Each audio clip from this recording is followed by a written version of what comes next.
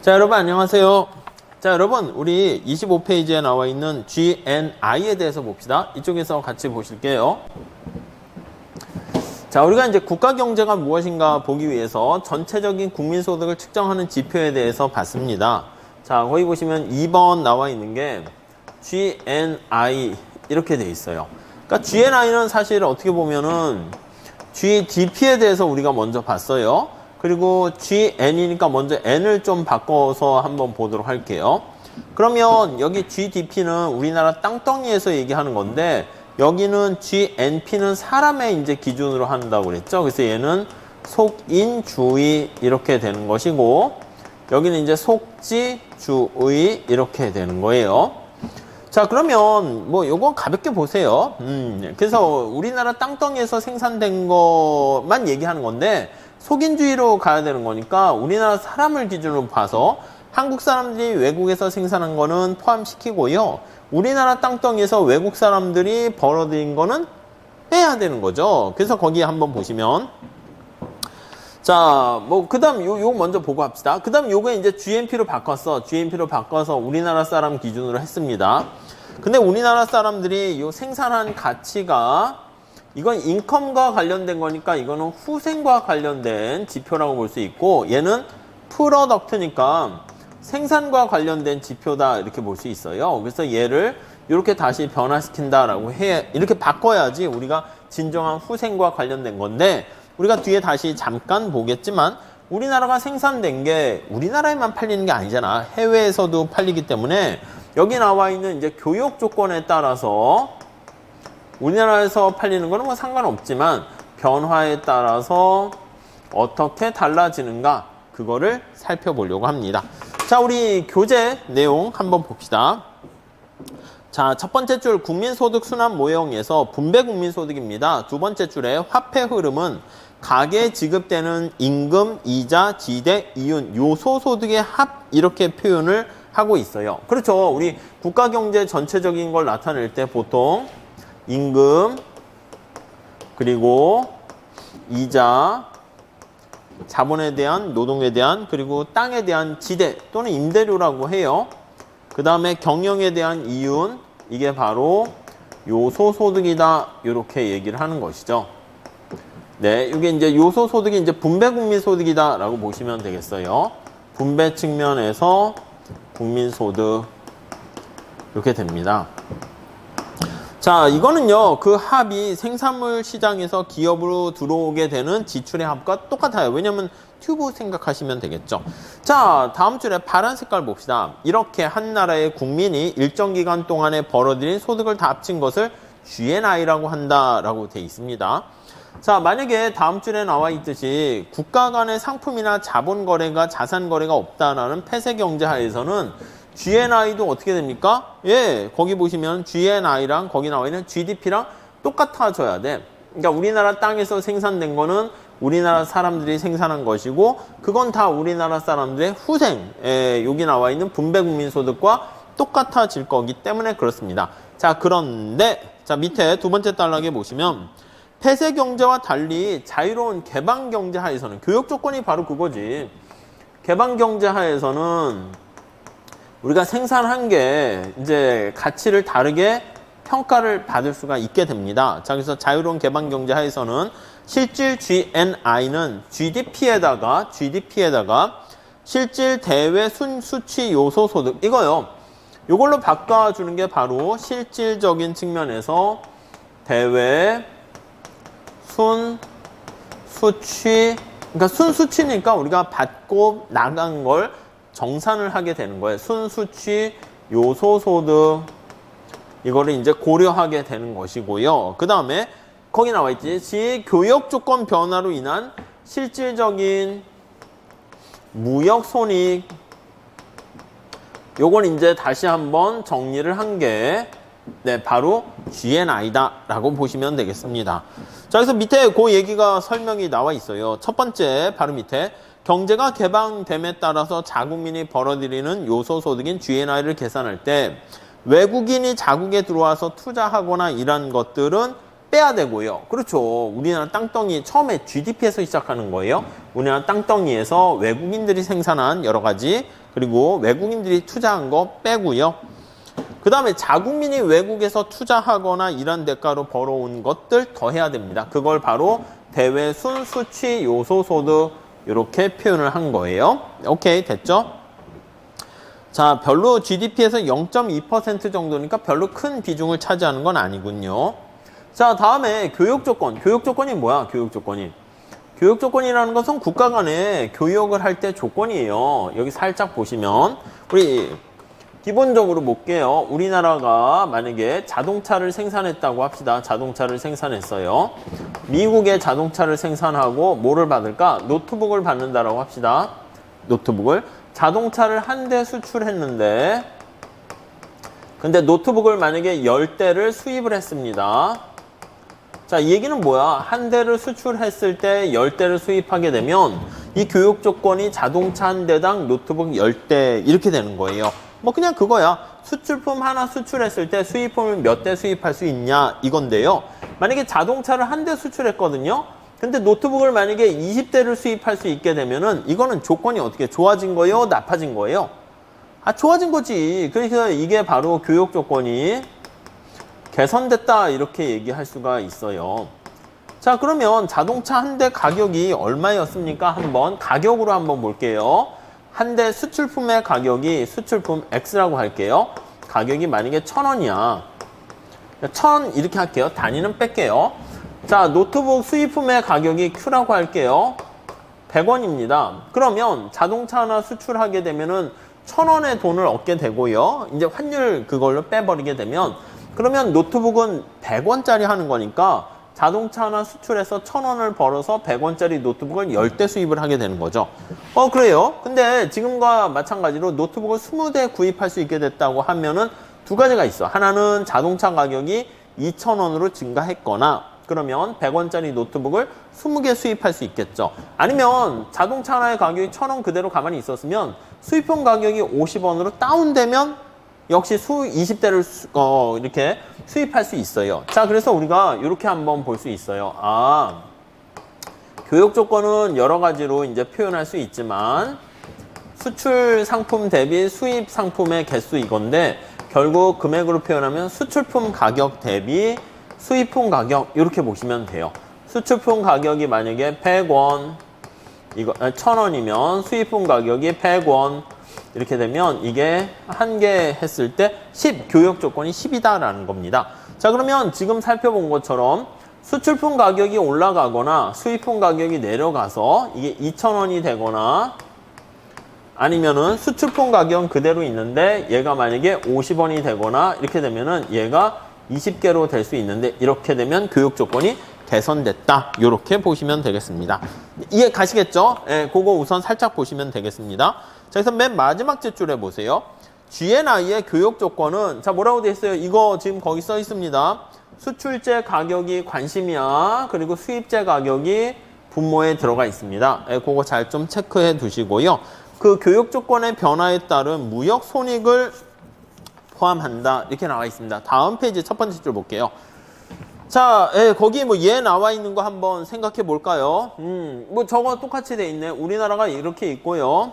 그 다음에 반도체 2016년인데 1달러짜리 반도체가 300개를 생산했대요. 그래서 300개의 반도체 생산했는데 가격은 1달러짜리예요. 자, 근데 거기 보니까 국내에 200개를 공급하고 국내에 200개를 공급해서 소비를 하고요. 나머지 100개는 수출을 한대요. 수출이 100개 이렇게. 이해 가시죠? 자, 총 반도체를 300개 생산했습니다. 그래서 이 반도체를 국내에 200개 생산 공급하고 나머지 100개는 수출을 한다고 합니다. 자, 그러면 반도체 가격이 얼마야? 1달러라고 그랬습니다. 그러면 수출 100개를 하게 되면 얼마의 돈을 벌어들여요? 1달러짜리 100개니까 100달러짜리 100달러만큼의 수출 금액을 수입을 얻어낼 수가 있습니다. 그러면 100달러짜리를 해가지고 돈을 벌어요. 벌어들이게 되고 이걸 가지고요. 원유를 구입합니다. 자, 원유를 얼마만큼 구입할 수 있습니까? 하면 원유가 거기 보시면은 세 번째 배럴당 1달러라고 하면 배럴당 1달러라고 하면 역시 100배럴을 이렇게 교환해서 수입을 할 수가 있겠네요. 벌어서 수출을 한 거죠. 수출한 돈으로 원유를 100배럴을 수입할 수 있어요. 뭐 간단한 얘기죠. 자, 그런데 거기 보니까 2016년에 이 나라의 세 번째 줄 생산과 소득은 모두 300달러다. 그렇죠. 생산된 거는 여기 나와 있는 것처럼 1달러짜리 300개니까 300달러 됐고 국내에서 200개 200달러 썼고 예, 그죠. 그 다음에 해외에서 순수출 해가지고 소비한 거니까 소비에 200달러, 순수출에 그다음 100달러에서 똑같이 300 이렇게 됩니다. 자, 1년 지난 다음에 2017년도에 전년도와 마찬가지로 반도체를 300개 생산했는데 가격이 변했습니다. 어떻게 변했습니까? 하면 반도체 수출품 가격이 0.5달러로 이렇게 하락했대. 0.5달러로 하락을 하게 되었고요. 오케이, 됐죠? 근데 원유의 가격은 어떻게 해요? 1.5달러로 올라갔대. 1.5달러로 상승했대요. 수입품의 가격이 상승한 거고요. 수출품 가격이 하락한 겁니다. 이해하시겠죠? 네, 이렇게 됐습니다. 교육 조건 좋아졌어요? 나빠졌어요? 나빠졌지. 여기 교육 조건 보시면 수출품의 가격이 하락하고 수입품 가격이 상승했으니까 교육 조건은 지금 악화된 상황입니다. 자, 여기 스토리 다시 한번 정리하면 여기는요. 수출품의 가격이 1달러에서 0.5달러로 하락했고요. 수입품의 가격이 1달러에서 1.5달러로 비싸졌습니다. 수입품 가격이. 그래서 비싸졌어요. 원래는 어떻게 1달러 하니까 1 이렇게 됐었는데 원래는 1이었어요. 교환 비율이. 근데 어떻게 변했냐면 수출품 가격이 0.5달러가 되었고 그 다음 수입품 가격이 1.5달러가 됐으니까 이거 교육 조건이 3분의 1로 변화했습니다. 이렇게 변화한 거야. 이렇게. 교육 조건이 그쵸. 1에서 3분의 1로 악화됐다라고 보시면 되겠습니다. 그래서 교육 조건은 악화 이렇게 된 거예요. 네, 이해하시겠죠? 그렇게 봐주시면 되겠습니다.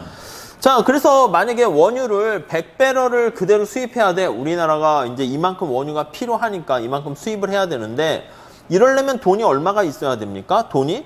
그렇죠. 1.5달러짜리 100배럴이니까 150달러가 있어야 돼요. 이해 가시죠? 자, 그러려면 우리가 돈을 수출 금액을 150달러를 마련해야 되는데 반도체 개당 0.5달러니까 300개를 다 팔아야 되네. 그냥 수출을 해야 되네. 자, 그래서 거기 한번 보세요.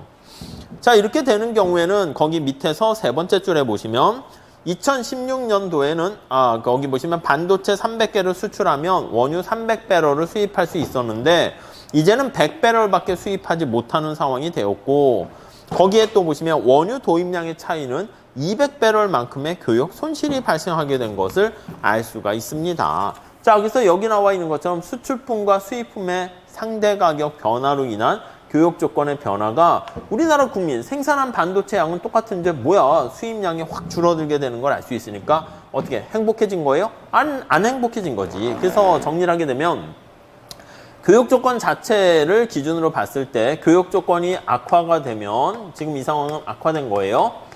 교역 조건이 악화가 되면 악화시 그러니까 우리가 생산한 GNP보다 GNI랑 비교하면 어느 게 커져요? 얘가 내려간다니까. 생산은 그대로 300개 반도체를 했는데 우리의 행복은 떨어져. 그러니까 GNI가 이렇게 작아진다. 이렇게 보시면 될 것 같습니다.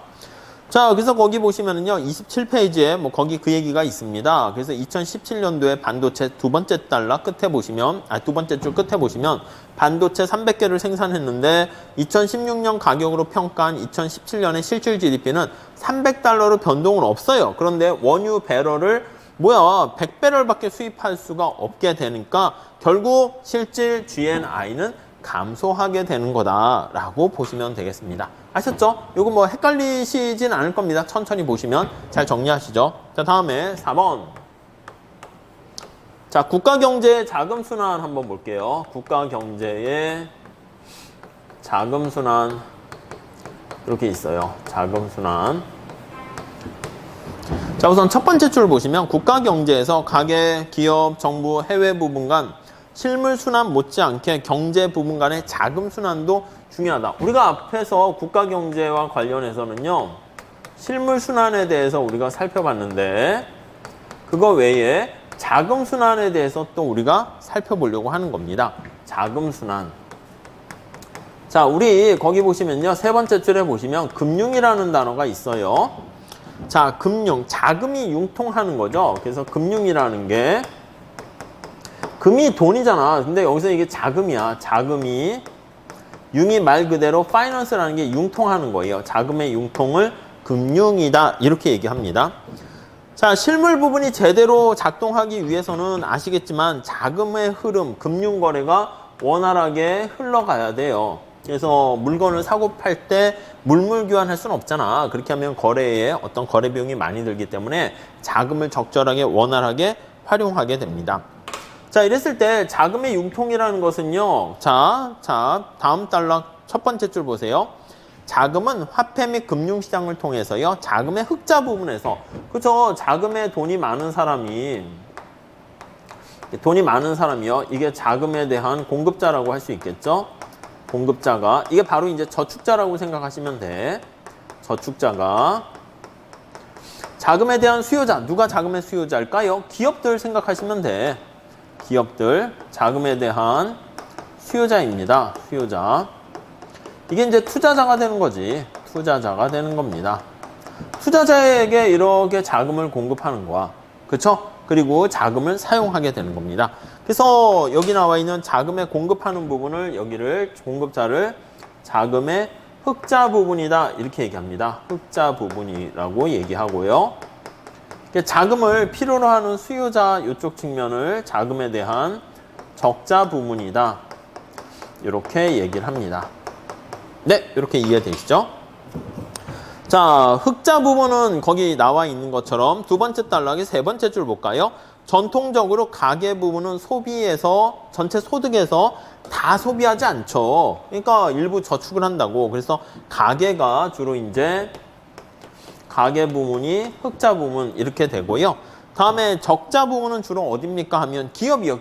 기업은 투자를 해야 되는 거잖아. 투자자. 그러고 정부도 사실은, 정부는 근데 흑자가 될 수도 있고 적자가 될 수도 있어요. 그래서 가계는 여기 있고 정부는 여기에도 속할 수 있고, 정부의 조세 수입을 들썼어. 그렇게 되면 자금이 남죠. 그럼 흑자가 되는 것이고, 정부 지출이 재정 적자가 되면 정부 부분도 자금의 수요자가 될 수 있습니다. 오케이, 그렇게 되어 있습니다.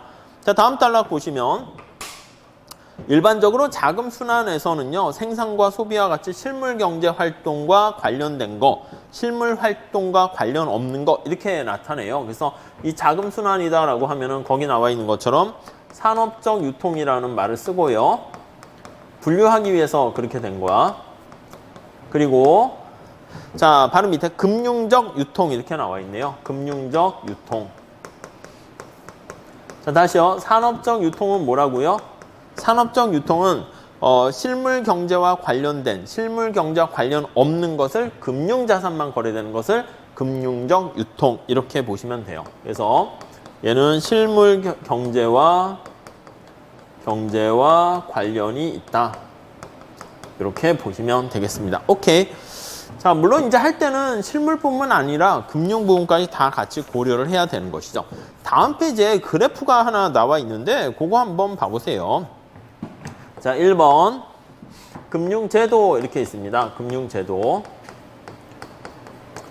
자, 금융제도라는 것은요, 거기 보시면 첫 번째 줄에 금융시장, 금융중개기관 또는 금융자산 이런 것들을 모두 포함합니다. 금융제도는 금융시장이라는 시장, 마켓 무대가 있어야 되고요. 거기서 활동하는 연기자가 있어야죠. 주인공, 금융중개기관이요. 금융중개기관. 그리고 거래되는 대상물이 있어야 되잖아. 그게 바로 금융자산입니다. 금융자산. 이런 것들을 다 포함하는 것을 우리가 금융제도다 이런 표현을 씁니다. 자, 금융시장이라는 바로 우리가 알고 있는 금융이 거래되는 시장입니다. 그래서 자금의 수요자와 자금의 공급자 간의 자금 조달과 운영을 위한 금융거래가 이루어지는 장소예요.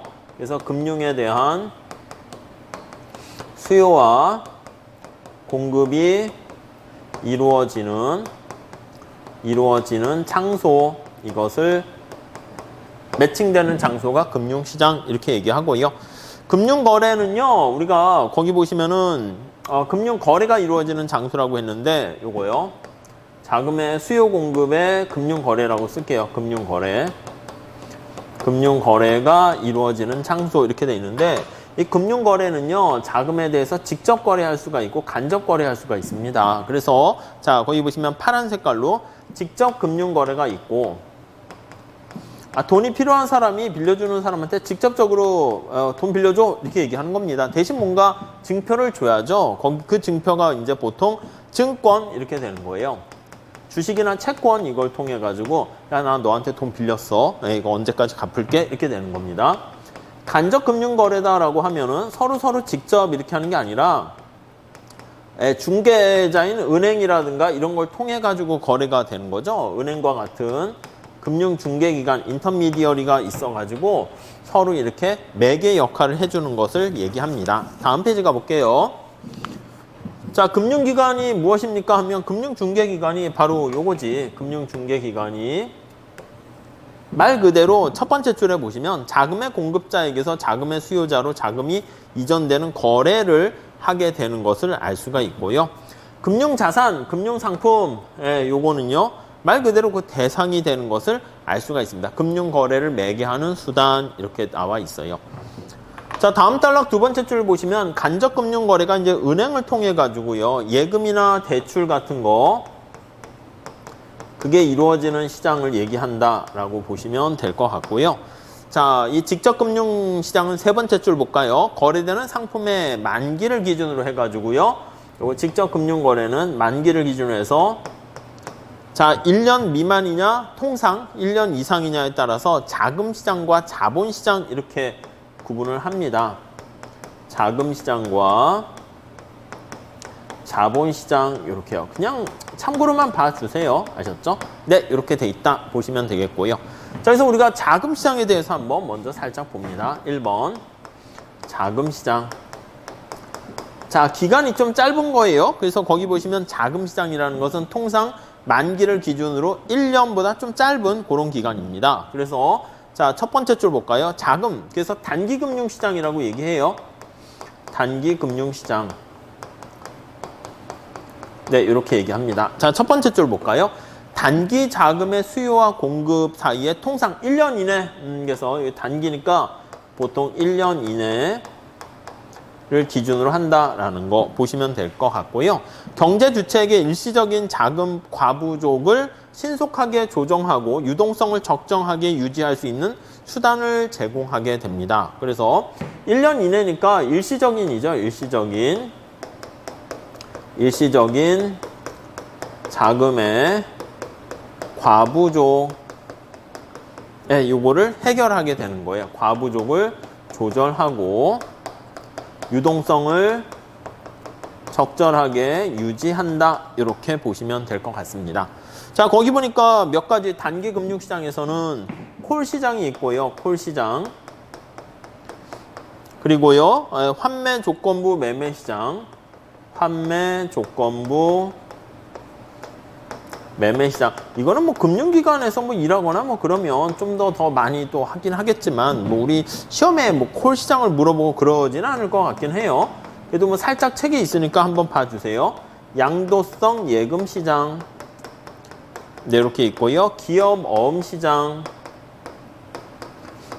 그 다음에 전자 단기 사채 시장. 요즘 다 전자로 이루어지니까 단기라는 말이 붙었네요. 사채 시장.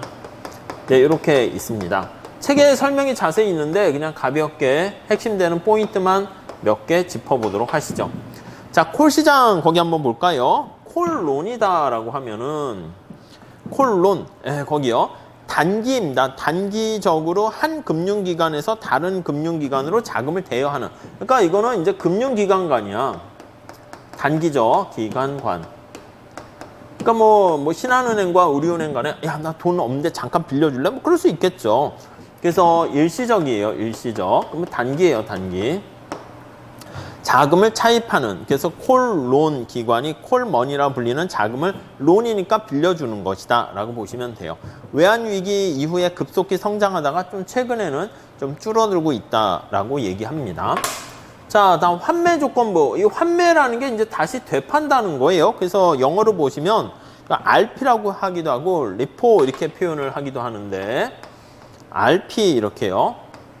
거기 보시면 R이 뭐예요? 그쵸? 리펄체이스니까 다시 환매, 되팔 수 있다는 거야. 일정 기간이 경과한 다음에 정해진 가격으로 환매매하는 조건으로 증권을 매매하는 거 이겁니다. 그래서 일정 기간, 이것도 역시 단기예요. 기간 후. 거기 보시면은 정해진 가격으로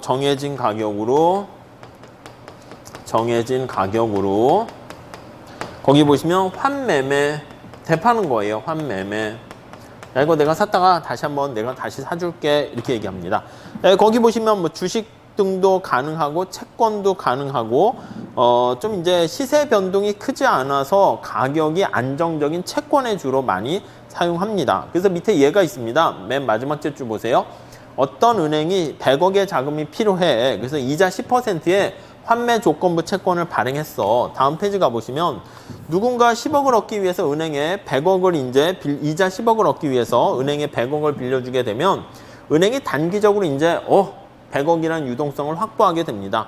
근데 이제 나중에 다시 되사야 돼. 그래서 뭐 1년이면 1년 이렇게 지나서 그걸 바로 되사게 되는 것을 알 수가 있습니다. 주로 이제 거기 보시면 뭐 다시 일정 기간이 지난 다음에 환매매하는 그 네 번째 줄 보시면 한국은행이 주로 이제 많이 사용합니다. 한국은행이 통화정책을 할 때 유동성 같은 거 조정으로 많이 사용하기도 해요. 그래서 시중에 풀린 통화량을 조절하거나 예금은행들이 유동성 과부족을 막기 위해서 수시로 사용하게 됩니다. 꾸준히 증가하고 있다 이렇게 나와 있죠.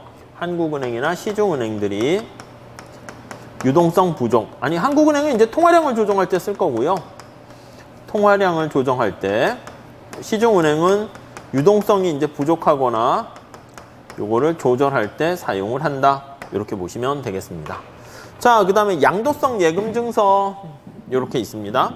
자, 우리가 보통 CD라고 표현을 하죠. CD를 발행했다 이렇게 얘기합니다. 자, 그래서 첫 번째 줄에 보시면 양도성이니까 양도가 가능한 거예요. 그래서 제3자에게 양도가 가능. 그러니까 이름이 써 있으면 안 되겠죠. 양도가 가능하니까 무기명, 누구 손에 쥐어 있는 주인이 바뀔 수가 있습니다. 정기 예금 증서로 그냥 예금 시장 이렇게 보시면 되겠어요. 단기 자금 수단이 되겠네요. 그래서 거기 보니까 다음 줄에 한번 보세요. 양도성 예금 증서는 할인 방식을 사용하니까 1억 원의 양도성 예금 증서를 10% 할인한다 그러면 그걸 주면서 9천만 원의 자금을 조달할 수가 있게 됩니다. 이걸 가지고 이제 구매자는 만기까지 보유하고 있으면 그냥 1억 원을 받게 되고요. 아니면 그걸 또 은행이나 딴 시중에서 되팔 수가 있게 됩니다. 그래서 그거는 발행 기간의 어떤 신용도라든가 기간이라든가 등등등에 따라서 가격이 달라지게 돼요. 자, 기업 어음 시장, 이렇게 어음 시장에서의 기업 어음이 거래되는 시장이에요. 그러니까 CP 이렇게 얘기하는 거죠. 자, 거기 보시면 신용평가로 회사로부터 일정 수준 이상의 등급을 받은 기업이에요. 기업. 그러니까 우량기업이 하는 거지. 신용평가사에서 우량기업이 어느 정도 신용평가를 좋게 받은 우량기업이 단기 자금을 조달하기 위해서 만기 1년 이내에 융통어음을 발행하는 거예요. 단기에 자금을 조달하기 위해서 어음을 발행하는 거죠. 어음을 발행한 다음에 기업이 자금을 조달하고 나중에 다시 이거를 뭐 주세요 하면 뭐 다시 돈으로 줘야 되겠죠. 자, 그 정도 보시면 되겠고 2013년에 뭐 전자 단기 사채 이것도 뭐 똑같은 건데 실물이 있지 않고 거기는 이제 실물 없이 앞에 거랑 비슷한 건데 이거는 전자적인 메커니즘이니까 실물 없이 요게 하나의 특징입니다. 네, 이렇게 보시면 되겠어요. 이게 이제 자금시장 이렇게 보시면 되겠고요. 그 다음에 뒤에 자본시장 이렇게 나와 있어요. 자본시장 2번 자본시장.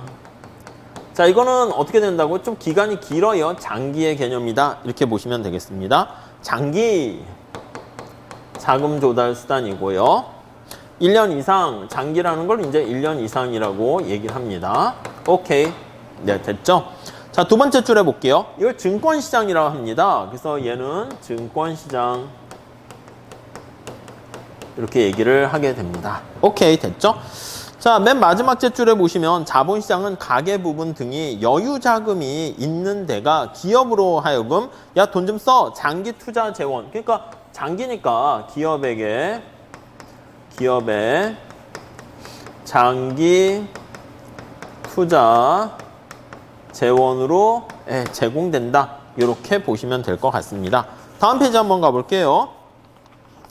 자, 첫 번째 줄에 보시면 회사채 수익률과 주가 등의 금융자산 가격을 결정하고 투자자에게 고수익 금융자산을 제공해주는 역할을 하게 됩니다. 그래서 우리가 일반적으로 얘기하는 주식시장, 그리고 채권시장, 그리고 자산 유동화 시장 이렇게 얘기합니다. 유동화라는 말을 써요. 증권시장 이렇게. 자, 우선 가볍게 보시죠. 자, 주식 우리가 알고 있는 거 그대로 보시면 돼요. 채권과 주식의 차이는 채권이 좀 안정적인데 돈을 일정 기간에 안정적으로 원금을 받게 됩니다. 주식이라고 하면은 이거는 지분을 소유하는 거죠. 다 두 번째 단락에 보세요. 주식시장은 거기 보니까 또 새로 발행된 주식이 매각되는 처음에 발행시장과 처음에 시작되는 시장이에요.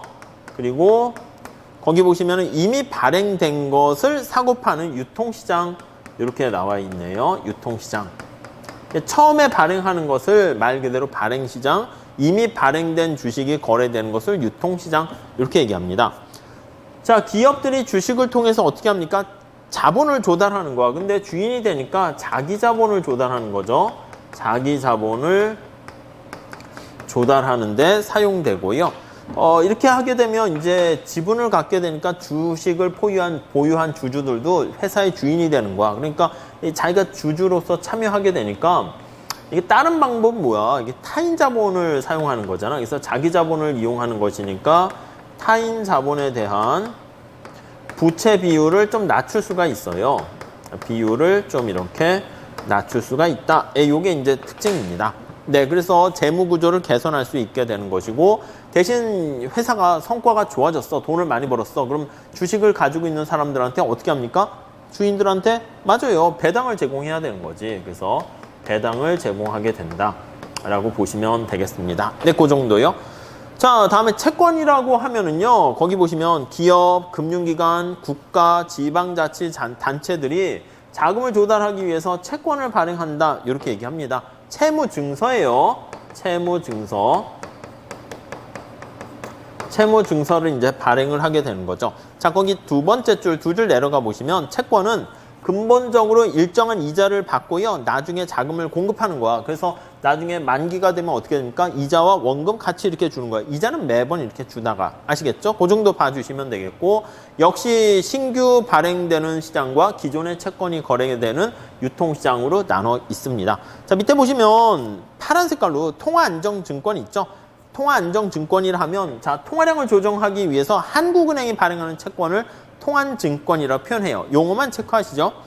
외환위기 거치면서 통한증권의 발행이 증가하면서 최근까지 확대되고 있다. 이 채권이에요, 채권. 근데 누가 발행했냐면 한국은행이 발행한 것을 얘기합니다. 용어 정리하시고 자산유동화증권, 자산담보부증권 이건 뭐냐면 이제 최근에 이제 많이 또 만들어진 건데 유동성이 떨어지는 자산 같은 거 있잖아. 부동산이나 내가 말이야 건물이 있는데 과수원이 있는데 이렇게 두 번째 줄 보시면 기업이나 금융기관이 부동산, 매출채권 내가 물건 팔았어. 돈을 받았는데 그걸 매출 채권을 가지고 있어요. 유가증권, 주택담보 대출 그런 거 있잖아. 내가 집을 담보로 해서 대출해줬어. 야 말이야 제가 돈을 못 갚으면 이 매출 채권 이걸로 해가지고 집을 우리가 가져올 수 있어. 이런 거예요. 유동성이 낮은 밑줄 치세요. 그러니까 유동성이 낮은 자산을 유동화시키는 거야. 유동성을 높게 만들어가지고 돈으로 이제 땡길 수가 있게 되는 걸 얘기합니다. 그래서 주택을 담보로 해서 마지막 제출을 보시면 유동화 증권을 주택담보부 증권 채권 이렇게 표현해서요.